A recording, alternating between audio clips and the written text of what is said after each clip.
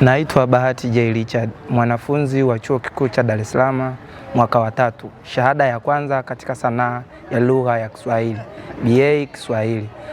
Tulikuja hapa Baraza la Kiswahili la Taifa kujifunza mafunzo ya ufundishaji Kiswahili kwa wageni, ikiwa ni mwendelezo wa mafunzo tunayoandaliwa sisi kama vijana kuja kulitumikia taifa kama walimu wa Kiswahili kwa wageni. Hivyo kuwepo hapa tumejifunza mbinu mbalimbali za kufundisha Kiswahili kwa wageni, pia kuendeleza utamaduni wa Mswahili.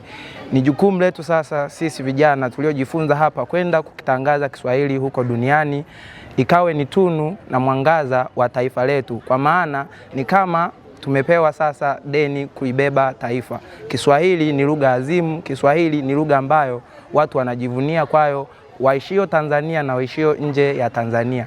Tunashukuru sana kwa mafunzo haya.